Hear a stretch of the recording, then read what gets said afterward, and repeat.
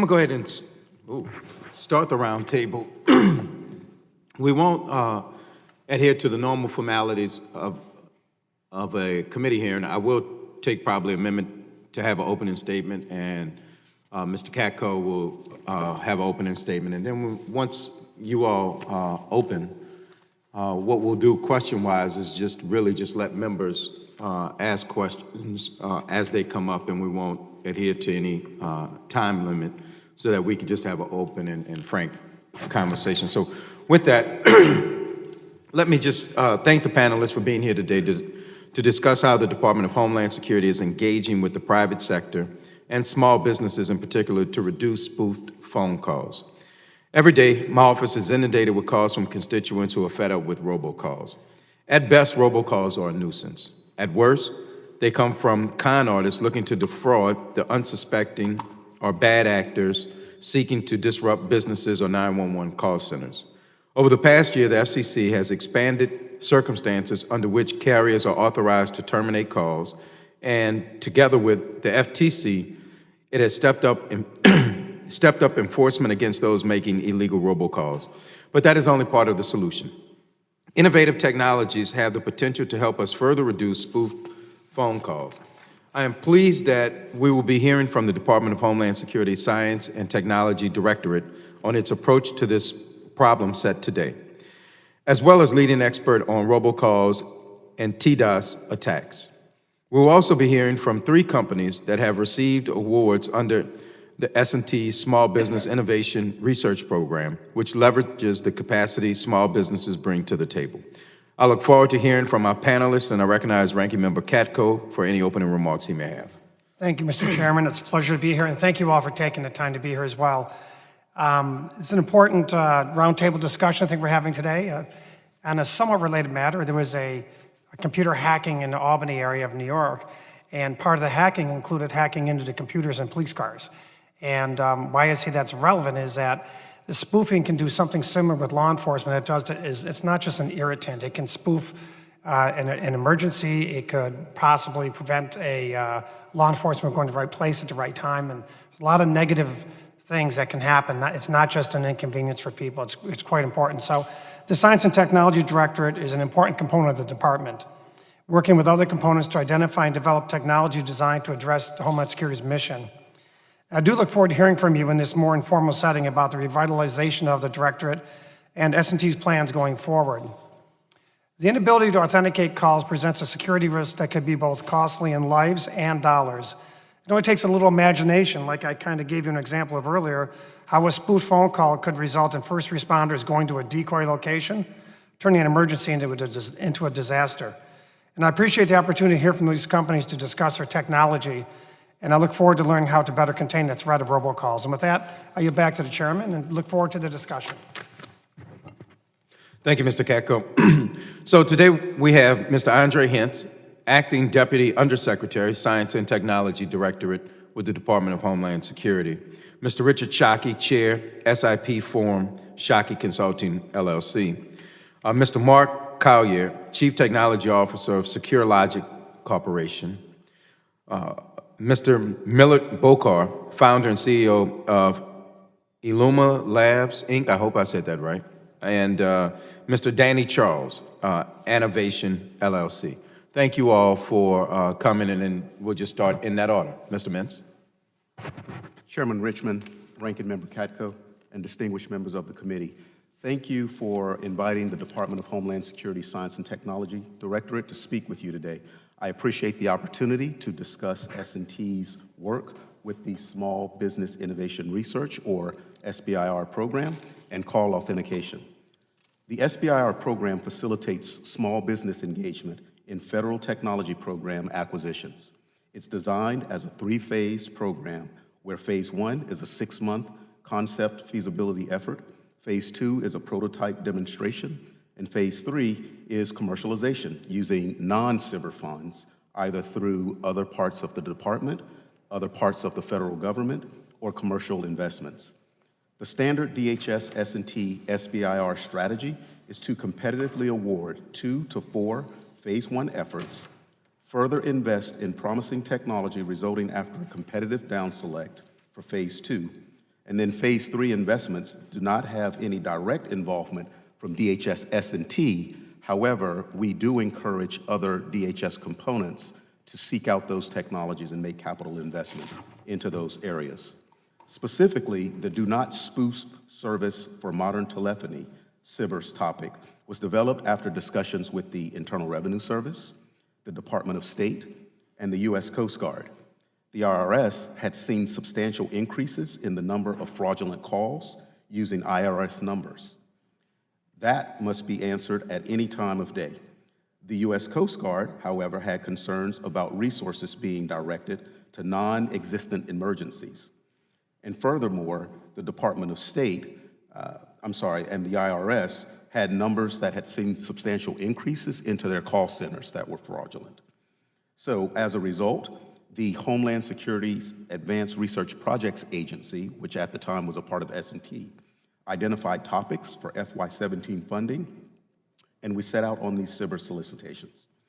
The shift from landline phones to mobile device or voice over IP has enabled new types of call spoofing where an adversary appears to be coming from a number or a location. For example, an adversary may appear to be coming from an IRS 800 number call center or an international destination. And the capacity has subsequently given rise to nefarious uses of denial of service attacks, data breaches, and malware insertions into systems where call authentication could help mitigate those threats. To address caller authentication, the 3 companies with us today, Annovation, Illuma Labs, and Secure Logic, were selected for phase 1, and based on the results of those efforts, selected for phase 2 awards as well. These phase 2 efforts are ongoing with an end date of April 2nd, 2020 for Annovation, May 3rd, 2019 for Illuma Labs, and June 14th, 2020 for Secure Logic. By the end of phase 2, cyber companies are expected to work with their customer base to develop revenue streams from the SBIR investment in hopes that commercialization products will be developed to address the department's needs, as well as fostering small business growth. The 3 companies, Annovation, Illuma Labs, and Secure Logic, each has unique focuses for their projects related to caller authentication. Annovation is developing a Do Not Spoof service for voice calls. As part of this service, they have or will develop a Do Not Call Originate, phone number database, and a person-to-person authenticator. They're collaborating with other businesses in the space to provide more robust products. The Illuma Labs technology depends on a proprietary and irreversible audio print that incorporates features from both voice and the device making the call. It is a thin client, cloud-based authentication service most appropriate for repeat call scenarios such as financial centers or other destinations. Lastly, Secure Logic uses multiple authentication techniques in a cloud service. A new industry standard token certificate system for voice will eventually make a significant impact on the authentication of voice calls. Currently, however, this implementation is in its infancy and other techniques are required at the present time. Secure Logic is working with major services providers to incorporate proprietary information into their cloud authentication service. It is primarily a session initiation protocol-based and modern digital protocol. Chairman Richmond, Ranking Member Katko, and distinguished members of the committee, thank you again for your attention to this opportunity to discuss S&T's work with the SBIR program, caller authentication, and I very much look forward to answering your questions. Members of this committee, thank you for the opportunity to speak with you today. My name is Richard Shockey, and I'm a telecommunications engineer by profession and the principal of Shockey Consulting, which is a Northern Virginia firm specializing in communications technologies, especially those involving the voice networks. In addition, I am the chairman of the board of the SIP Forum. SIP, the Session Initiation Protocol, is the fundamental internet technology by which all modern voice networks in the United States are designed around. I am also a member of the Federal Communications Commission North American Numbering Council, otherwise known as NANCY, which is the formal FCC Technical Advisory Committee on Telephone Numbering. I have previously served on the FCC's Communications Security, Reliability, and Interoperability Council. Usual disclaimers, I'm only speaking for myself here. We are all aware of the plague of robocalls and caller ID spoofing. It is very appropriate for this committee to look into these questions. Robocalls and caller ID spoofing are clearly forms of cybersecurity attacks against the critical communications infrastructure of the United States. Many of us in the engineering community have been actively looking at this problem for many years now. Although there is no silver bullet, better engineering and technology is helping. In my humble opinion, there is a consensus on a path forward. There is actually good news here. Part of the overall solution applies modern public key infrastructure to cryptographically sign every call signaling message for voice calls and ultimately SMS text messages across the United States in a process known as call authentication, call validation. We refer to this as the stir-shaken framework. These concepts have come out of the SIP Forum and the Alliance for Telecommunications Industry Solutions, otherwise known as ATIS, Joint Task Force on Network-to-Network Interfaces, as well as the IETF. Stir-shaken has received the formal endorsement of the Federal Communications Commission under Chairman Pai's leadership.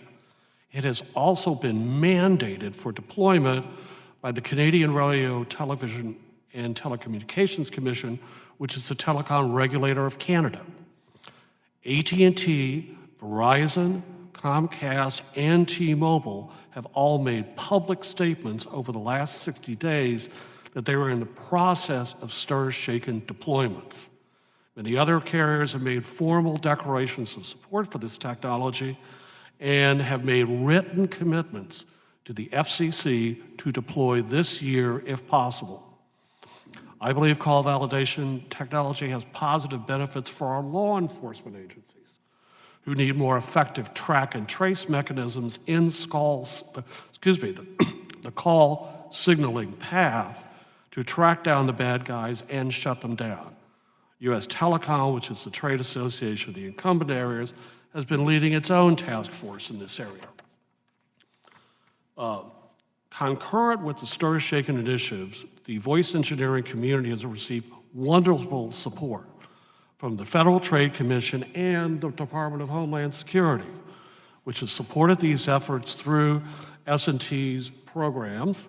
And in addition, the Cybersecurity and Infrastructure Security Agency and its Emergency Communications divisions have been instrumental in developing with the SIP Forum ATIS Task Force support for priority resource header protocols that support GETS, the Government Emergency Telecommunications Service, and the Wireless Priority Service to support critical national security and emergency preparedness. This funding is vital and needs to continue. We still have many unanswered issues, in particular how stir-shaken data is passed to enterprises, public safety, and critical information industries such as utilities, for instance. In addition, we are continuing to debate what information should be passed to consumers and enterprises in a concept that we call rich call data. Though there is progress, I cannot emphasize enough there is no silver bullet here. This has been a multifaceted problem that will require multifaceted solutions for many, many years to come. The bad guys have been proven they are clever and they are relentless. Vigilance, ladies and gentlemen, eternal vigilance. There are other good news as well. There are 2 bills here in Congress that are addressing various robocall, caller ID spoofing issues. In particular, in the Senate, Senator John Thune, the Senate whip, and Senator Ed Markey have a bill that is going into markup tomorrow morning at 9:30. Here in the House, the current chair of the House Commerce Committee, Frank Pallone, has introduced a bill as well. Both measures increase fines for robocalls, extends the statute of limitations for prosecutions, and more importantly, gives the FCC clear and unambiguous authority to act to mandate call authentication, call validation technologies for every carrier in the United States.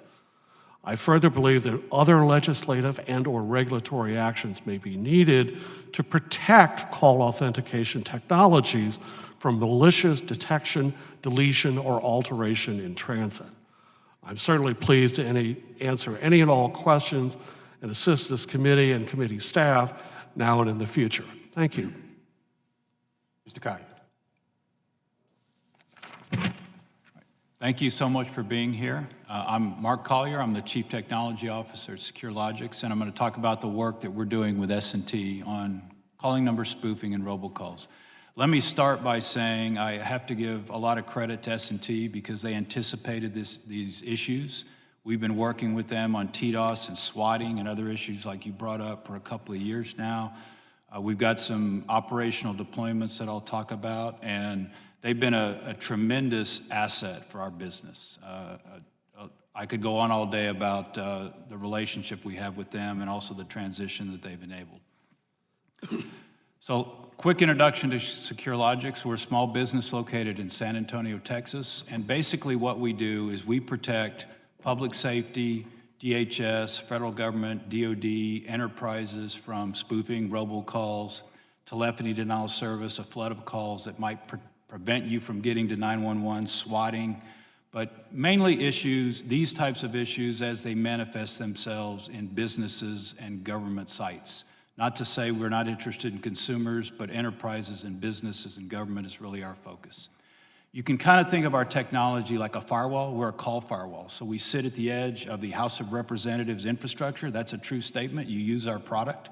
And we watch for these same sorts of issues as they come from an AT&T or Verizon. And if they're malicious, we drop them, we redirect them, or otherwise treat them. But that's a nutshell of what we do.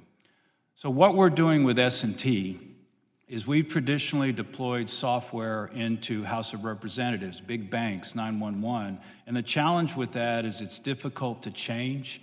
The attackers move a lot faster than enterprises, banks, and 911 are able to upgrade their software. So we're moving what we built over the last 10 or so years to the cloud, to Amazon, and we're adding some additional capabilities that S&T is helping fund to do a better job of authenticating good calls. So when you call a bank, they know it's you and they don't annoy you with questions. A spoofed call, a robocall, or something that's really, really sinister, like a swatting call, or maybe too many calls coming into a 911 answering location, so somebody calling in a child emergency can't get service. So I will not go through all the techniques we're adding here. We're trying to add every technique we can come with, whether it's ours or somebody else's, to make this service as inexpensive and robust as possible. And our focus is on delivering it, again, with help from S&T to 911. That's a critical vertical where we're looking for robocalls and spoofing. Believe it or not, robocallers call 911 sometimes, and the impact is they clog out legitimate calls. So that's one vertical we're taking this to. Another is we're working with S&T and the new CISA organization. They have a sub-organization called ECD, the Emergency Communications Division. They have a vision of monitoring public safety across the country. They want to do it in the cloud, so we're figuring out and working with them to determine how we can fit into their infrastructure. And also the cyber parts of CISA as well, because we believe a nuisance robocall is a nuisance robocall, but an evil spoofed call into a government organization where they're trying to gather intelligence, or maybe an IT password for a bigger breach, that's maybe something that CISA and the government would like to add to the current things they're focusing on. Another use case, and I'll let Millen talk about this more, is banks and finance. If they know it's you, sir, calling, they're not going to ask you 4 questions, so you get right to your transaction a lot faster. So that's a benefit of authentication. And I list a few customers here. These are actual customers, and there's more that have bought because of the work that we've done with S&T. So we could go on all day, but we have a lot of success there in terms of transition. And lastly, it has not been our focus to address these with consumers, but a device, or rather a device running a little application on a mobile phone could call this service and see the same sorts of benefits. So that's something we may do as well. But to summarize this, our approach is we're working with Verizon, who's actually a subcontractor to us. We're working with AT&T. They have the information that we as consumers and businesses need to deal with this stuff. We're getting data from them, we're putting information into their network, and then we're exposing this to consumers and government to decide what they do with these calls. I hope that makes sense. So that in summary is what we're doing. So a little bit about future work. We have a version of this cloud service going to market in Q2, so it's real. We'll continue to flesh out the plugins, the different techniques in this service over time.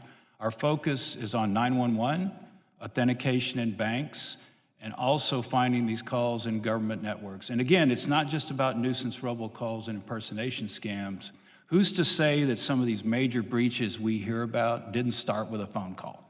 I'll bet they did, right? Somewhere in the process of getting the information you need to break into target, they probably called somebody to get some info for that attack.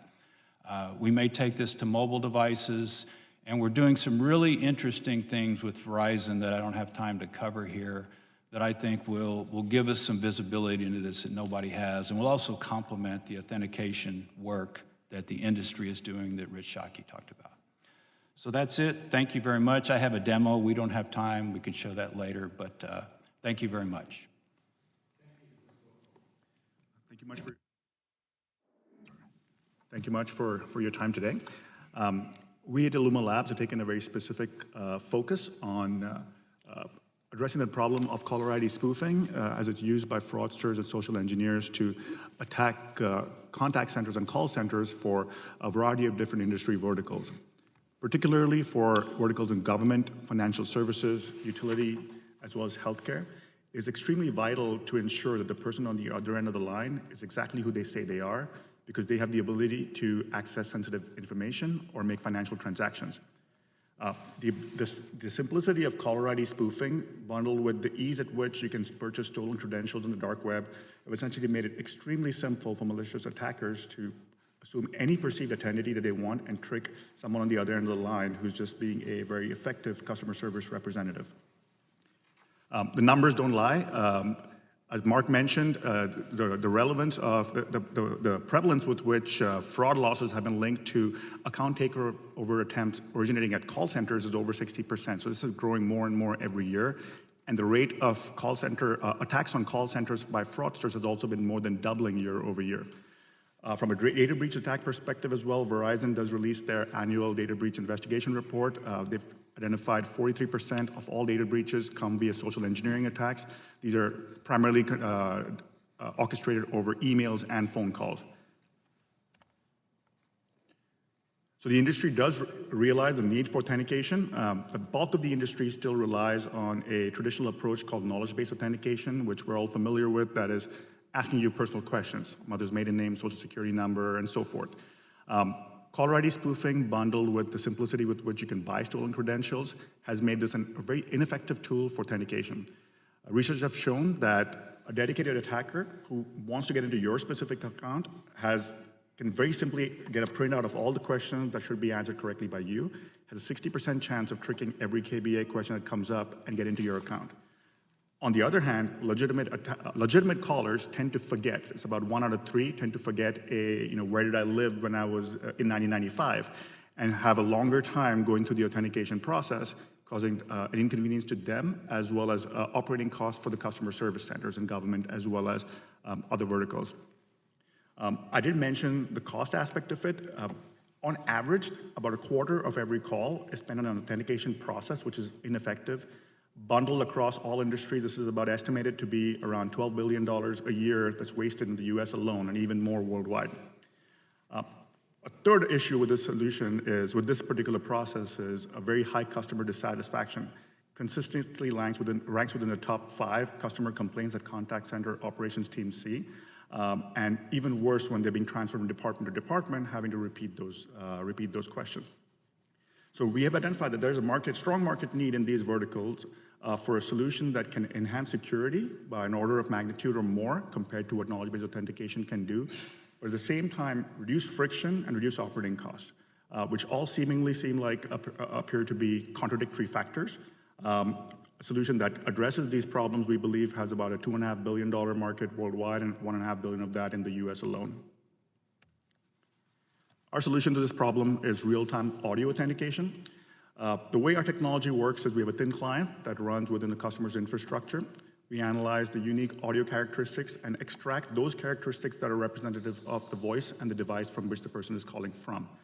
These are extracted on-premise within the customer's environment to generate what we call a proprietary audio prints. They're irreversible.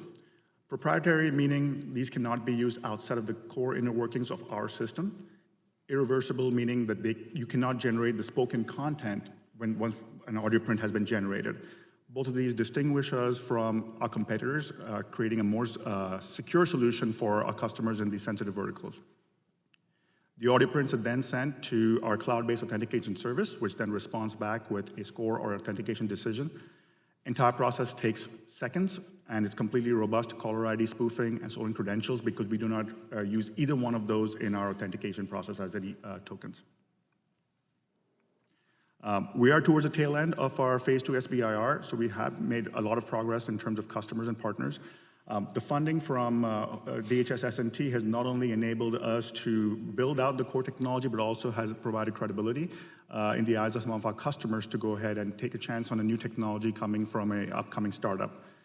Currently, we have multiple different pilot engagements in different stages. One pilot just completed. We have 2 that are close to kicking off in insurance and a banking call center. And we have several more in the pipeline that we're looking to commercialize with. We also have several customers-driven integrations going on with multiple players in the contact center solution space. We've also had the opportunity to have an international partnership with Deutsche Telekom in Europe and actively seeking joint opportunities to commercialize technology out on that side of the Atlantic. And finally, from a company perspective as well, the funding from DHS S&T has created employment for 4 full-time software developers. And we currently have 3 patents in the pipeline and multiple more currently in process. I have a 1-minute demo if we have time to show, or I can show it. Okay. So this demo shows the perspective from a customer service agent. What you'd see is our technology integrated into Salesforce, which is a very popular customer relationship management platform. And what you see here, this is a typical call coming into a bank call center. And what you notice is at the bottom left of the screen, you'd see the authentication algorithm running in real time or free-form conversation from the... Welcome to Grand Number 1. My name is Selena. May I have your name? This is Rebecca Portman. Hello, Ms. Portman. How can I provide you with excellent service today? Yes, I just lost my debit card 1 hour ago. I tried looking for it, but I couldn't, so I thought I'd let you know. Oh, I'm terribly sorry to hear that, but rest assured I'll be here to make sure everything's well taken care of. Okay. So what I wanted to highlight there was we didn't require any specific phrases, any specific pins, password to be set. It's just a free-form conversation of what they're calling about. It's typically sufficient for us within the first 5 to 10 seconds to have a very accurate authentication score that can eliminate the longer process of Q&A and enhance security compared to what the traditional process has been. That wraps up what I wanted to show. I'm open to questions, or we can take it at the end as you like. Thank you, Chairman Richmond, Ranking Member Katko, and all the other distinguished members of the subcommittee for allowing me to speak today. My name is Donnie Charles. I'm a senior technologist with Innovation, a Chantilly, Virginia-based small business focused on supporting the U.S. government by providing high-value, cost-effective solutions that solve complex technical problems. For the past 2 years, my colleagues and I have been working with S&T through the CYBER program to develop solutions to combat malicious caller ID spoofing. In addition to my work at Innovation, I'm also a cyber fellow at New America, was previously a national security fellow at FDD, and I co-teach a Cyber 101 workshop at Georgetown University. I mention my cyber and national security background because it is important that we recognize that malicious caller ID spoofing is, among other things, a national security, homeland security, and cybersecurity threat. Bad actors can leverage caller ID spoofing to impersonate, for example, IT, and social engineer victims into clicking links or downloading attachments in order to deliver malicious payloads and compromise devices and networks. This presents a very serious risk to enterprises, both government and non-government alike. But beyond the cybersecurity risk, the most devastating part of spoofing is the pernicious scams like the IRS or Social Security scam, where criminals impersonate trusted government organizations to con innocent Americans, including some of the most vulnerable among us. Through the DHS S&T Cyber program, we at Annovation have built the Do Not Spoof service, or DNSS, which is designed to reduce these caller ID spoofing impersonation scams and social engineering attacks. While we're still working on making DNSS production ready, we are incredibly proud of the fact that we built the first DNSS proof of concept in under 6 months, something virtually unheard of in Phase 1 Cybers, which are mostly comprised of research. Our ability to rapidly develop a proof of concept solution in just 6 months was a testament to our team, Annovation's culture of innovation, and the power of the S&T Cyber program. Not only did we develop a working proof of concept during our Phase 1, but we even demoed this proof of concept to Congresswoman Grace Meng's office. As a result, Congresswoman Meng wrote a letter to then DHS Secretary Duke stating that our technology was, quote, the first real-world demonstration presented to my staff of technology that could alleviate the suffering of thousands of unsuspecting Americans who are scammed over the telephone each year. So what is the Do Not Spoof service? DNSS is actually a series of services that address different components of malicious caller ID spoofing. I would be remiss if I did not mention that you can learn more about DNSS at www.donotSpoofService.org. One component of DNSS is the registration, validation, and distribution of Do Not Originate, or DNO numbers. These are numbers that can receive inbound calls, but are not eligible to place outbound calls. Because these numbers do not make outbound calls, therefore, anytime a call appears to be coming from one of these numbers, we can conclude that it is likely fraudulent. Through the proactive registration and validation of these numbers, our service will create a database of federal, state, and local numbers that can be flagged by service providers as being used by scammers. The challenge, though, for us is market-wide impact. Once we've identified the DNOs, how can we, a Virginia-based small business, ensure that this information is distributed across the entire telephony industry? That is why we teamed up with a not-so-small Virginia-based business called Neustar. Neustar is the perfect partner for combating call spoofing. They have over 90% market coverage, have worked closely with the FCC, US Telecom, and others. Their engineers co-wrote the STIR-Shaken standards, and they host the Industry Trust Lab, where carriers and vendors are conducting their call authentication interoperability testing using certified caller Neustar STIR-Shaken solution. Neustar's innovative trusted call solutions are at the forefront of call authentication, and I would highly encourage the subcommittee to be further briefed on their efforts in this space at a later date. We have been honored that, as part of our work with DHS S&T Cyber, we have been able to partner with Neustar and their amazing trusted call team. Some of that team is here today, including Gaurav Sharma, who will be assisting me with our technical demo of our integrated DNO solution following the conclusion of my opening statement. Another component of the Do Not Spoof service is our authentication engine, which includes an intra-organizational, multi-factor, person-to-person authenticator that we call P2P Auth, designed to validate intra-organizational calls such as those claiming to be from IT. I would be happy to elaborate on the authenticator and the Do Not Spoof service more broadly during the Q&A. In closing, I want to reiterate what Mr. Shockey said, which that it is important to recognize that there is not a single solution that will solve malicious caller ID spoofing. STIR-Shaken, which the FCC and industry are working diligently to implement, will go a very long way to helping to reduce this problem. But STIR-Shaken is not a panacea, and it will take quite some time for it to be fully implemented across the entire telecom industry. In the short and immediate term, citizens, enterprises, and government are left vulnerable, and it is within this void that solutions such as ours and others can have a meaningful impact. Combating this problem is a team effort, not only across the industry, but also within our company, and I'd be remiss if I didn't close by acknowledging the other members of my team who have worked tirelessly on this Cyber, to include Jerry, Shay, Grant, Bonnie, Brian, Jenny, Scott, Stephanie, Heather, and Jamie. And now, as promised, I'm going to show you guys a demo of our integrated DNO solution. So just to give you a sense of what's going on, what you're going to see projected is Gaurav's screen. I have a phone, and I'm going to actually impersonate Social Security right now, and I'm going to call Gaurav.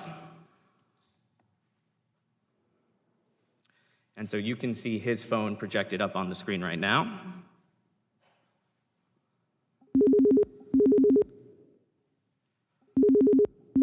So right there, you can see that I'm successfully impersonating Social Security, so I'm not gonna go any further with that. And what Gaurav's gonna do right now is he's gonna actually, within the database, register that number as being a do not originate number, a number that should not be making an outbound call. It'll take about, once he enters, it'll take about 15 seconds. You're seeing the more technical side. The front end that we built to the Do Not Spoof service is a lot prettier, and so it's easy for whether it's government agencies at the federal, state, local level, or whether it's enterprises to actually go and register and validate those numbers. So he's inputting that number. It takes about 15 seconds to populate. So, good to go? Okay, cool. So now we're gonna call again, same number. And now it's actively being registered as a fraudulent call. So just like that, we were able to use the same number, and the system was able to proactively, assuming I didn't make that original call, proactively, Gaurav was able to register that number, identify it as a DNO, and now the consumer, through Neustar's network with the providers, is able to provide that to the consumers as a fraudulent call. So thank you for your opportunity to speak before the committee on this critical topic, and I look forward to answering your questions. Thank you very much. Mr. Charles, the last example, which we all know, is there, but when you see it, it really scares the crap out of you. Especially when you start talking about Social Security and you start talking about our seniors and our most vulnerable populations who may not be as sophisticated as others. It really highlights the need of what we're doing. So it's not just about the nuisance, it's really about, one, the fraud, but two, the security aspect of it. So, you know, what happens if we jam a 911 center right before a terrorist attack or right before a bank robbery or something else, and it really would put law enforcement at a disadvantage, and I say disadvantage, it would paralyze law enforcement and put communities at risk. So, you know, I think it was Mr. Collier who talked about it, and Mr. Shockey, I know that you all have been a beneficiary of the directorate and funding, but how far away are we from being able to help our 911s fortify themselves or protect themselves from this? So right now, we're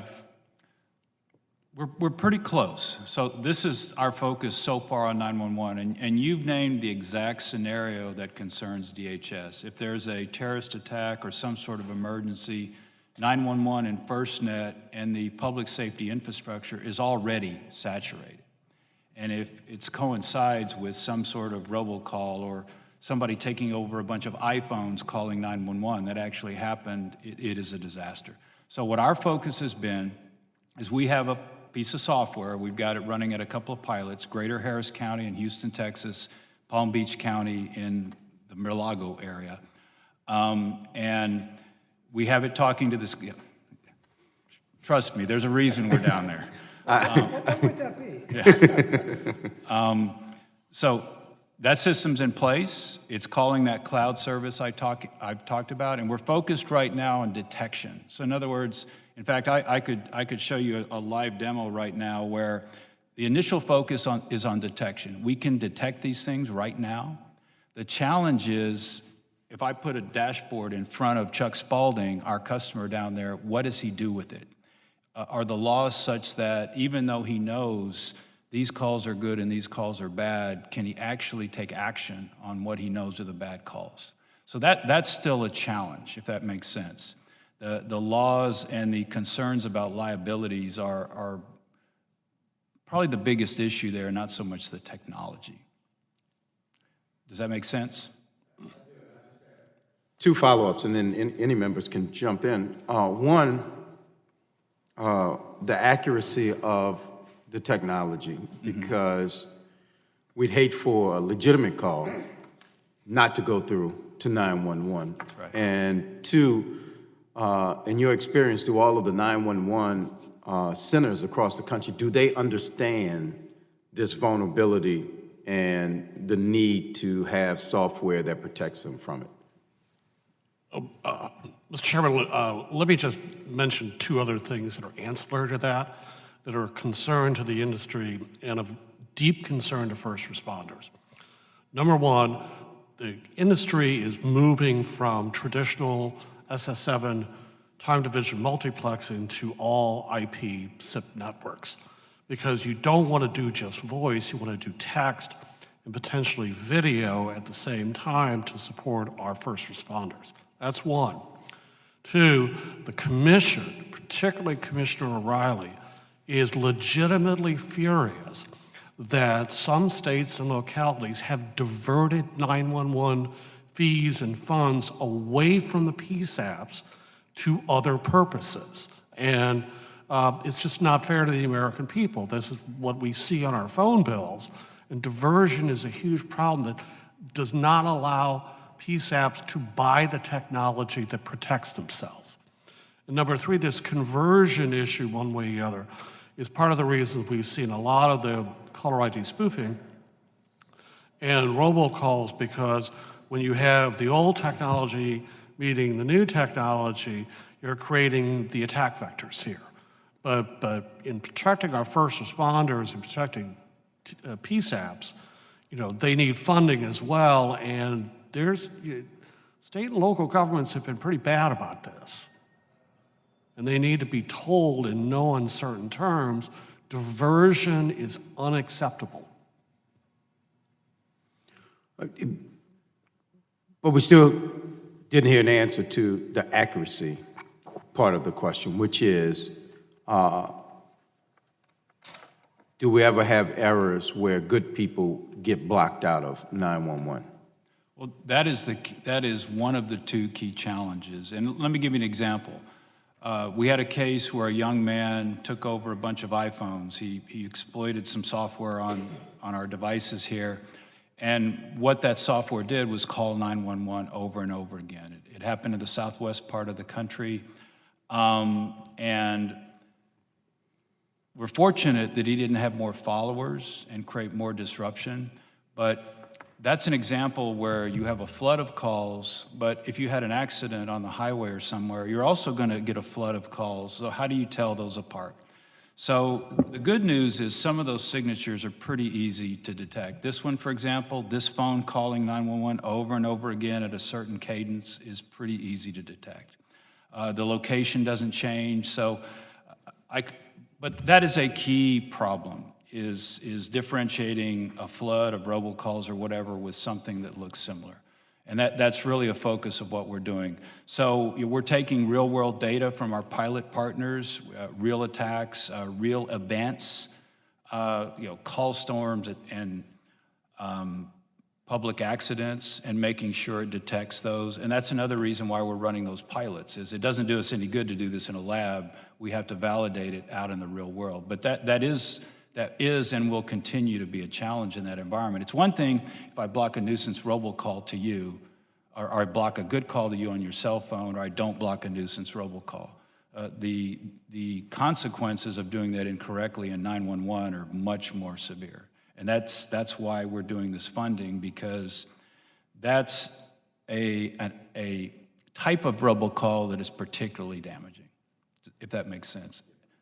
There's no silver bullet, sir. Thank you, Mr. Chairman, and I'm just going to bounce around a little bit here, so forgive me, but and I'll probably feed off of what my colleagues ask as well, but forgive me for the rudimentary nature of some of my first questions here, but I want to understand, you get a product here. Is this a product that you're trying to get to the private vendors like the Verizons or AT&Ts, or is it something you want to get to Homeland Security, and then Homeland Security puts it out into the systems? How do you get your product to market? I can certainly answer that. As a commercial company, we're trying to build something that will enable us to take it to the broadest possible market. So let's take a bank, for example.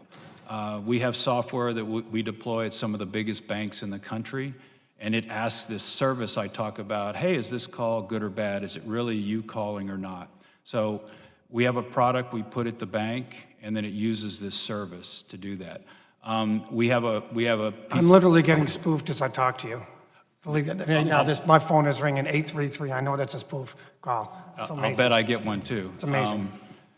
In 911, we have a piece of software we put at a 911 center that does basically the same thing. And we're working with selected service providers, Verizon and AT&T, because what we'd really like to do is get this into their network, similar to what others are talking about, so that the customer doesn't have to do anything. That would be ideal. So what's Homeland's role in this, Mr. Hentz, then? Is it more of an oversight providing seed money so that they can develop their products, or what is it? Ranking Member, I think the short answer is S&T is trying to buy down risk, operational risk, to the Homeland Security enterprise. And so, as Ranking Member Chairman Richmond described, there's not a huge appetite for false positives or failure opportunity in an operational system. And so with those limited investment dollars that we are expected to oversee, what we believe a worthy endeavor would be to motivate an industrial base where we can prove out these feasibilities in a non-operational environment with a certain level of maturity, and then offer those products to that particular operational use case environment, be it a 911 call center or someone in one of our operational elements. And do you use federal funding as part of that operational development? I'm sorry? You use federal funding as part of that operational development? So we use our research and development funds that are appropriated and the CBRS funding in particular is a percentage of that. Okay. So the committee requires that a certain amount of our total funding be invested in small business innovation initiatives. Gotcha. And so we try to work with our components to derive those topics for which those percentage investments will qualify. And I'll ask you the question everyone likes to have asked. Do you have enough funding for this?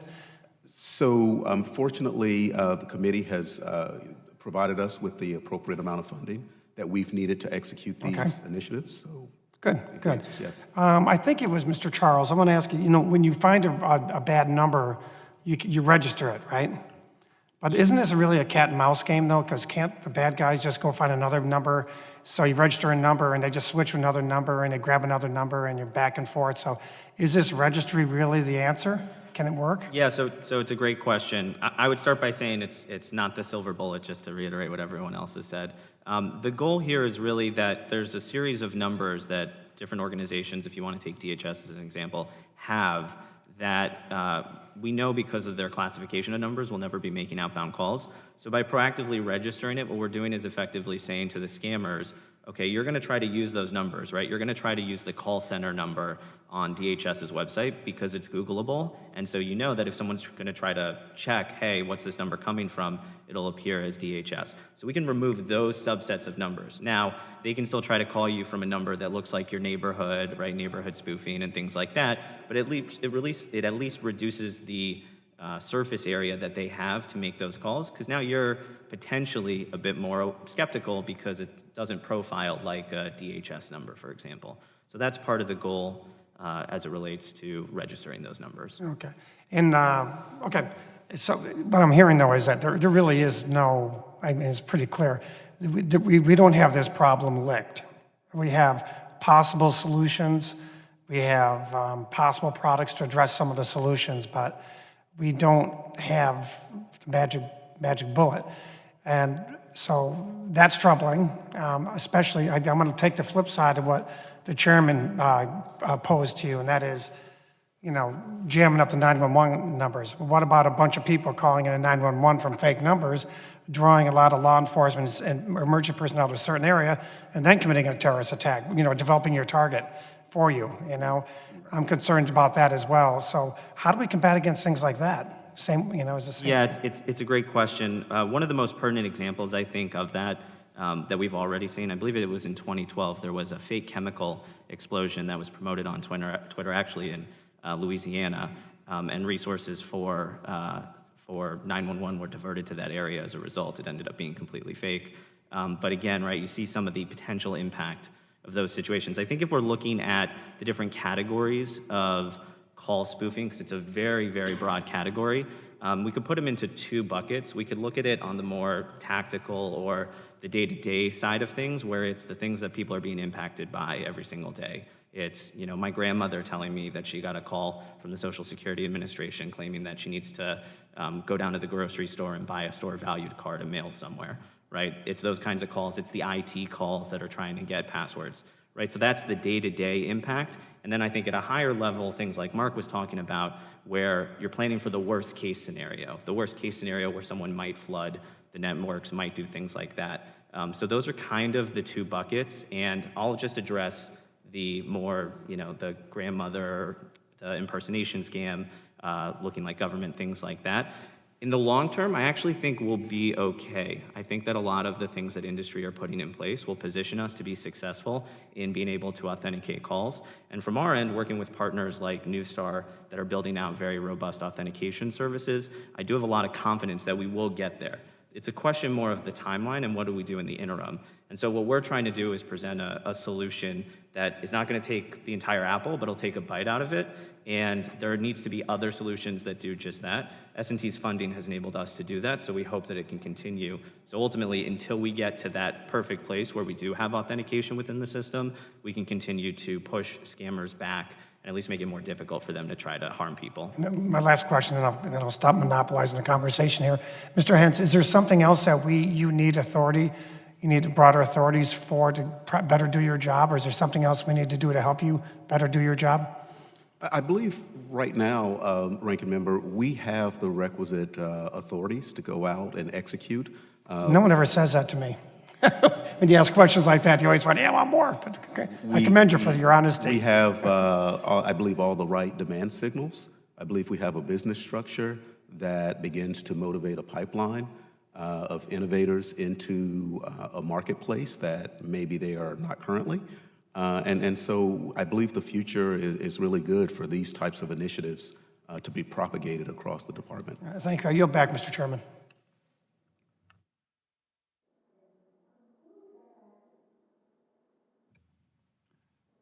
There are a lot of them.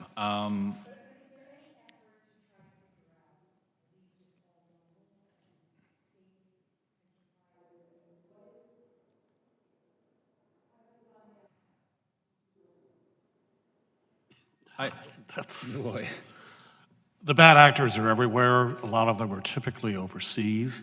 They're coming in from the Philippines, from all over the place, one way or other. This is the track and trace problem that we have had because the call detail records we have in the modern phone network are vastly insufficient.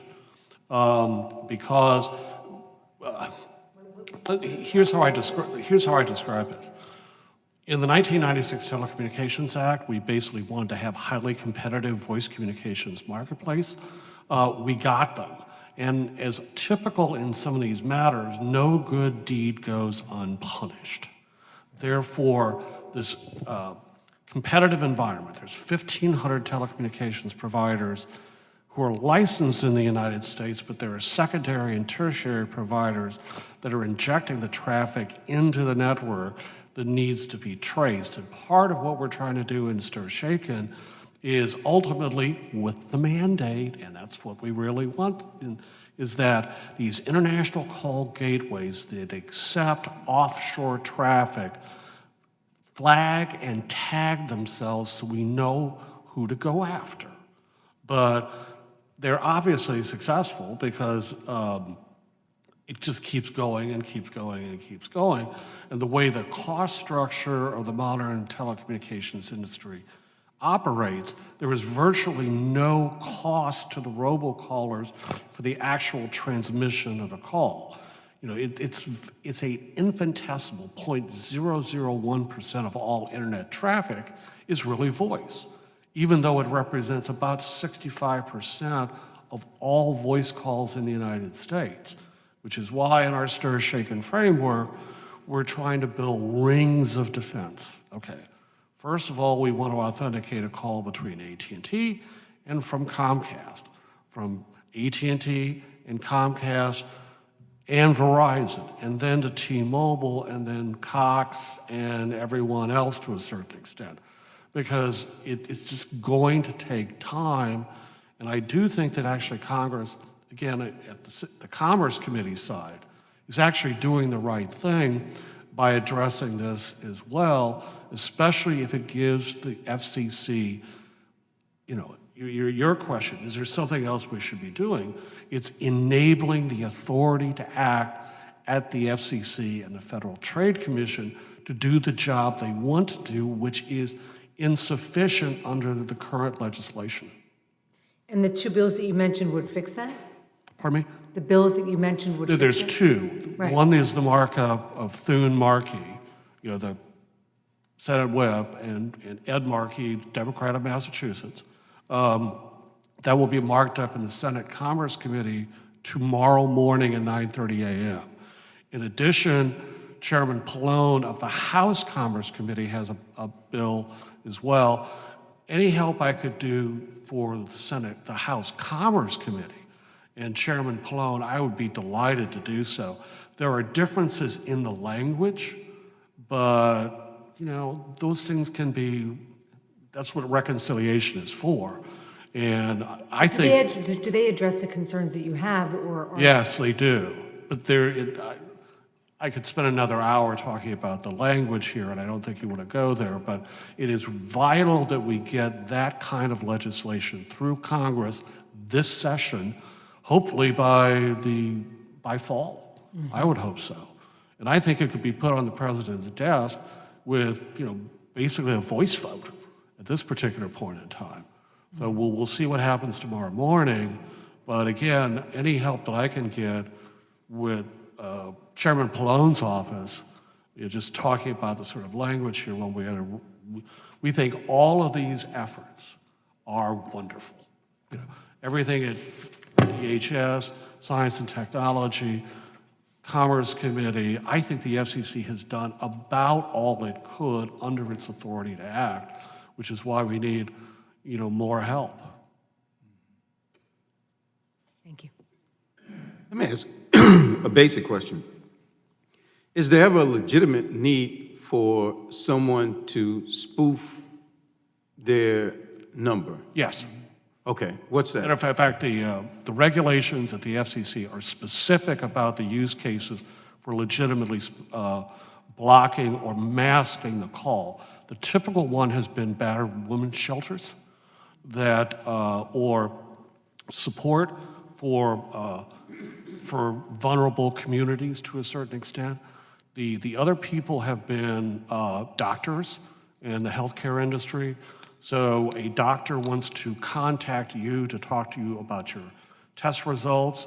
They would like to not really spoof, but alter the calling line information to indicate an 800 number versus their own private cell phone or something else like that. There's a variety of those use cases out there, and FCC rules are explicit in permitting that under the current legislation that we have available.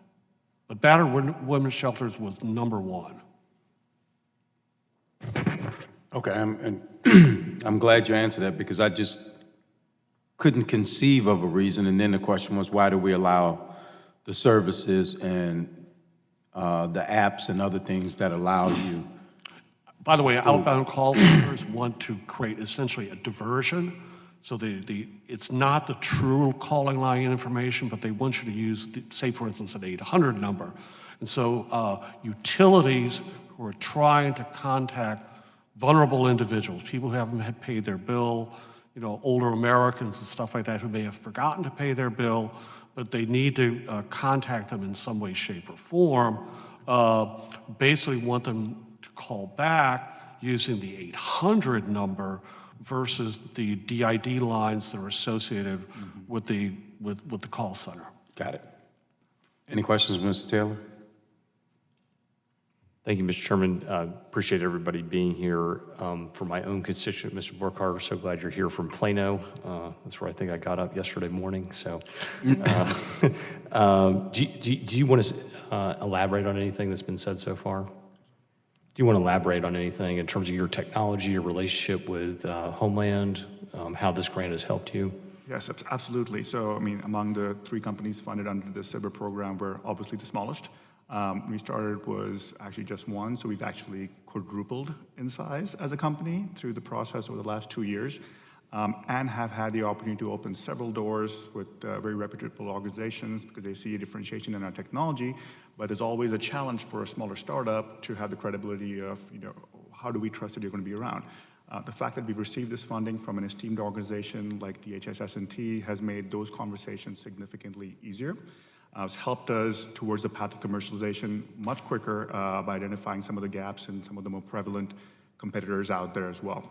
I'll also add that it's been our first experience working directly with the federal government as a prime, and the experience we've had with the team at S&T has been absolutely stellar. The DHS S&T SBIR office has been extremely responsive to our request, as John Pucci and his team. Our program manager, Ann Cox, has been extremely responsive and efficient at every hurdle that we hit, and work a lot with Tanisha Walcott, who's our contracting officer, who's also dropped as many hurdles as possible to help us move forward in this process. So it's been an overall excellent experience working with S&T through this program, and has really given us the launch pad to make this a successful endeavor to address this larger problem within the government as well as outside. So just to follow up on what you just said there, is access to government data or information important to develop your product? Is that, so it sounds like the money's important, it also sounds like the credibility is important, but also sounds like the data is important. Is that a correct? Yes, although in this program, we've not received any data from the government. It's been acquired independently, either through licensed phone call data through certain sources, or we've gotten pilot data from customers to prove out these concepts in practice in their environments. We do see a need for data. For one example I can give is the Secret Service has a task force towards addressing financial fraud.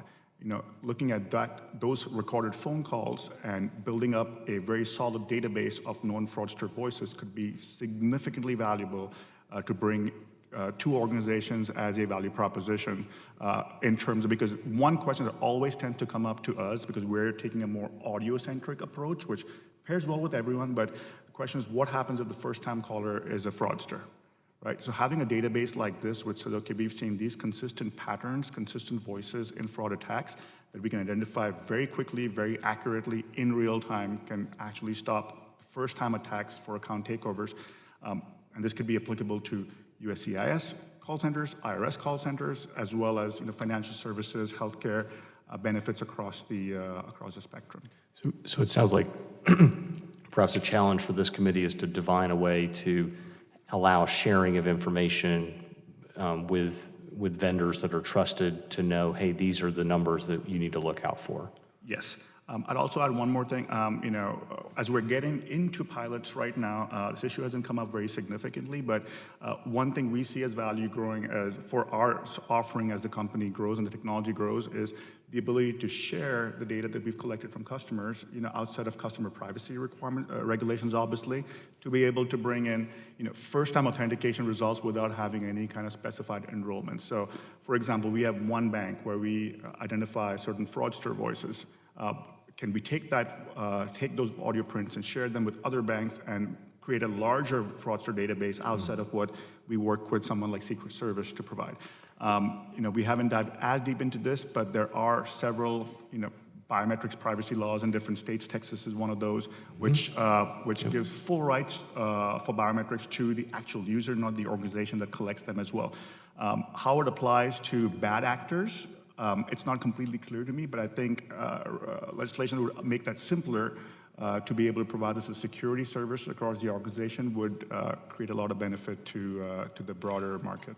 Secretary Hintz, did you want to add on to that in terms of your ability to create a collective database that then in turn would be used by trusted vendors to figure out fraud? I will say this. Anytime any of our initiatives require that we deliver either DHS or other sensitive government data, all of these vendors would have to go through a rigorous process of getting their systems accredited by the U.S. Department of Homeland Security. such that those safeguards and handling would actually protect that data. The way that we're trying to structure ourselves to give greater exposure to our problem sets is so our operational components could identify those representative data sets where there would be utility in these developmental programs, and then have them do innovation around those mission areas, ultimately allowing them to either automate a system or to have more specificity into the target areas for interdiction. Okay, and then I just wanted to, final area I'm interested in, I just want to build on Representative Rice's questions about state actors. So is there, and I realize there's a problem with fraud and there's a law enforcement issue. It also sounds like it can create problems for first responders with spoofing and 911 and auto calling 911. Is this something that kind of goes up the next level where we should be concerned about the ability to take down the entire phone system for this country or pieces of our phone system by a state actor that wants to, that's conducting a component of cyber warfare, right? So they're, hey, I'm going to not just take down your internet, I'm going to take down the phone system for Long Island. Yep, that's really been a focus of our work with S&T. We talk a lot about spoofing and robocalls, but there's also an issue, we call it telephony denial of service. It's basically when instead of a robocaller calling 1 million people trying to enact a scam, they call one number 1 million times. It's the exact same technology, very easy to do. And the challenge is a lot of voice environments, like 911. You go to a small 911 center, there might be 5 people there that can answer the call. So you think about all the robocalls we see, millions and billions, it's technically trivial to flood such a small resource. And if you look across like the 911 network across the country, it's relatively small. It doesn't have a lot of capacity. It doesn't have a lot of technical capacity. And the bottom line, people have to answer the phone. So if I don't want to put a number on it and be wrong, but if you generate 10,000 concurrent calls, not a lot of calls, that number may be low, you could saturate all or a significant part of that network. And you think about 10,000 calls, we get, what's the latest estimate of robocalls? 5 billion a month. So that sort of vulnerability is pretty acute. It hasn't happened, but that infrastructure, whether it's 911, whether it's a bank, whether it's a critical contact center within a government organization is really pretty vulnerable. And if I can add one last thing, this is very unfortunate, is that a lot of these critical environments are the last to adopt new technology. Richard talks about session initiation protocol and stir shake and all this stuff. It's wonderful. But you need newer voice over IP technology to make it work. So if you're at an old 911 center or an organization within the government that has old stuff, it's doubly vulnerable. Are you seeing state actors acquiring this technology for offensive purposes? Yes. Okay. And it is incredibly easy to do. No, I get that. Most of this is actually open source. People using Asterisk PBX systems or, again, switch technologies that are typically open source, that are modified by bad actors in one way, shape, or form to actually execute this stuff. It's not hard to go really on Google and find these guys or buy phone numbers, by the way, legitimate, valid phone numbers. The Equifax breach was the biggest disaster that really has hit all of us to a certain extent because it exposed 140 million legitimate mobile phone numbers, personally identifying information one way or the other. And again, without too much digging on the darknet, you can find all of this data out there right now. And of course, Mark knows this especially well, it's been a nightmare for the financial services industry because they cannot trust any inbound call to any bank or securities brokerage firm or anything else because of what happened with Equifax.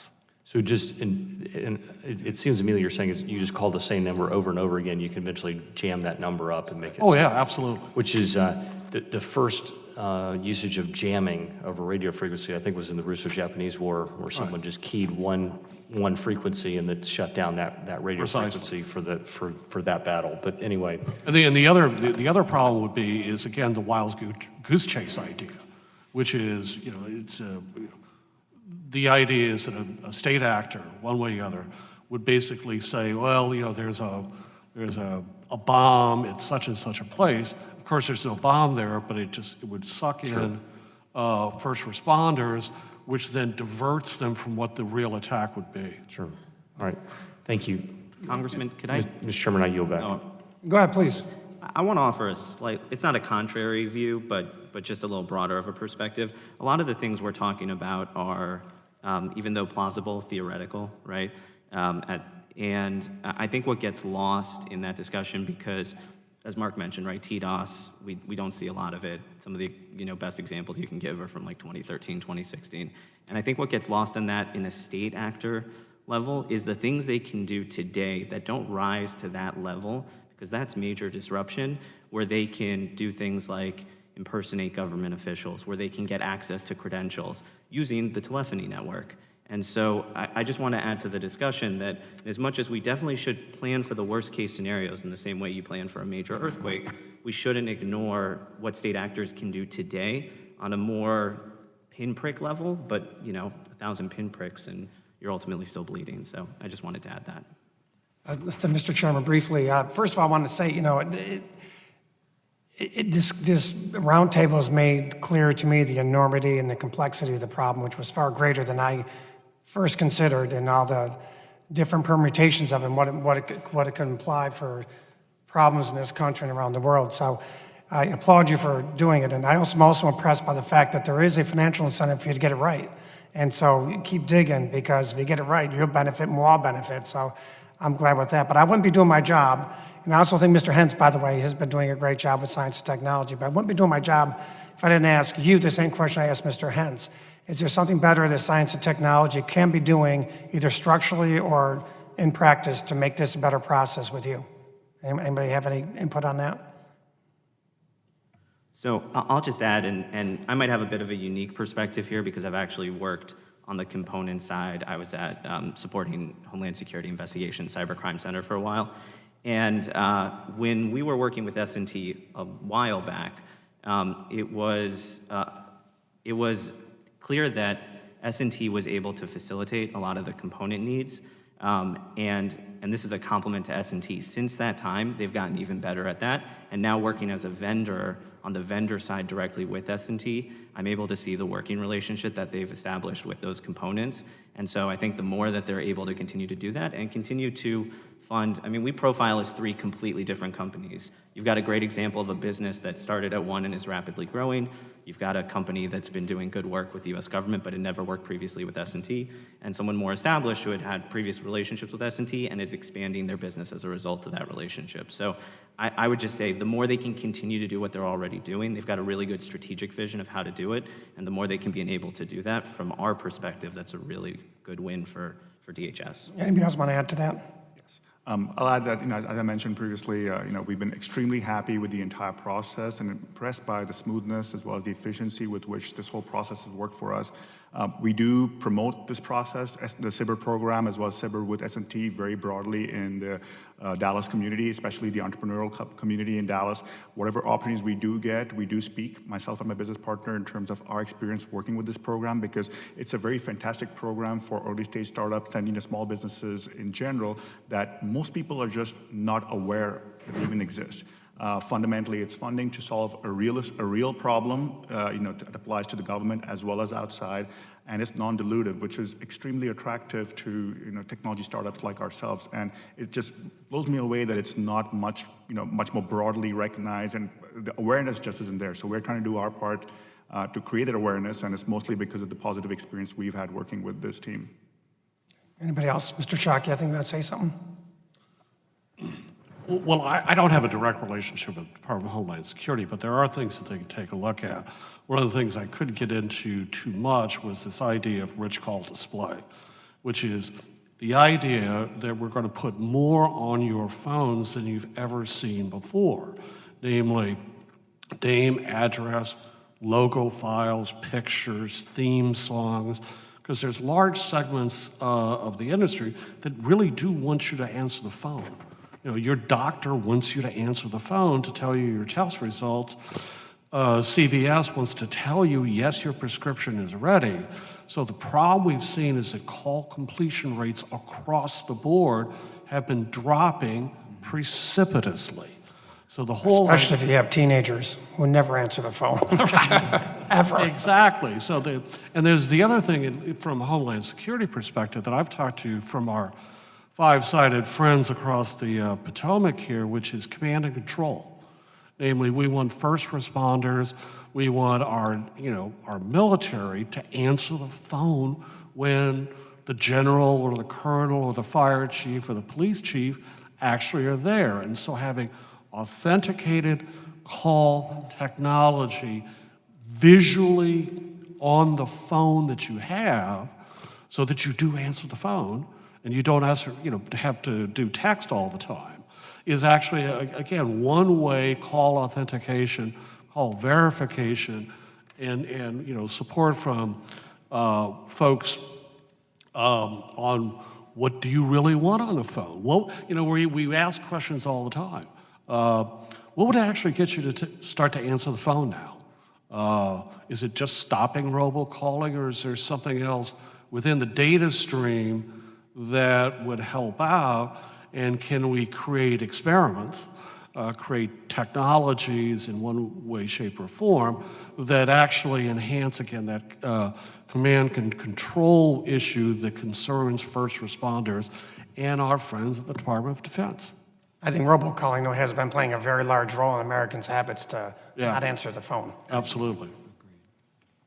Let me thank the members for coming, but let me thank the witnesses for your time and your effort and the work that you're doing. It's a real problem.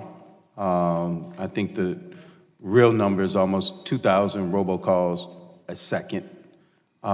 So when you think of it in that sense, you know how big of a deal it is. And we know that our friends and colleagues on Energy and Commerce will look to stiffen penalties for those who violate, and then we have the do not call list. But if we can continue to make progress towards technology that will allow users to stop it, even if it's a bad actor, then we're still making progress. So I'm glad to see that the federal government is doing something right, and that we are investing in, I think, our most prized resource, and that's our people and the talent that they have. So thank you all for what you're doing, and thanks for coming. With that, we'll just conclude this roundtable. Thank you.